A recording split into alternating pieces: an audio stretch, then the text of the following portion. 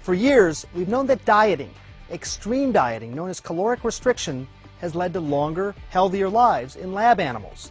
The proof? These very old and very fit monkeys at the University of Wisconsin. Looking at two monkeys that are about the same age, which is 28 years old, which is about a year past the average lifespan of rhesus monkeys. At the National Primate Research Center in Wisconsin, Professor Rick Weindruck suits up and shows us the results of nearly a career's worth of research. We have to wait 30 to 40 years for our lifespan data to be final in the monkeys. We are getting there, and we are getting meaningful, statistically robust differences. Colleagues call him the most patient scientist in his field.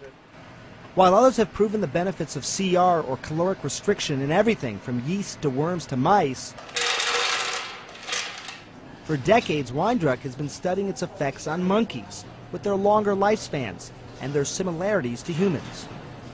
The one on the left has been subjected to caloric restriction roughly for the last 20 years since the experiment began. This animal is eating 30% fewer calories than it ate prior to the start of the study. Since it was first stumbled on in the 1930s, CR has been a foundation in aging research. Researchers say this type of calorie cutting seems to turn on a sort of genetic survival switch.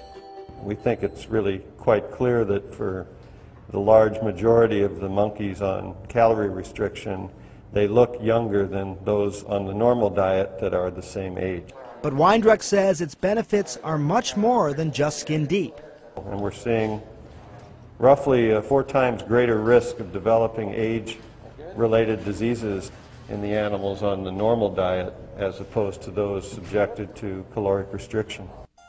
Age-related diseases that include cancers, diabetes, the list is well known. And just this past month, Weindruck's team made another discovery. Brain scans of the CR monkeys, when compared to their well-fed counterparts, showed significantly less atrophy or cell loss along the surface of the brain, which could potentially add another age-related illness to the list, Alzheimer's disease. While the brain shrinks with normal aging, that rate is doubled in people with Alzheimer's.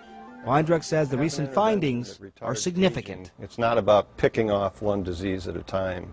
It's about quieting this whole broad threshold of problems that stem from this common process which we call aging.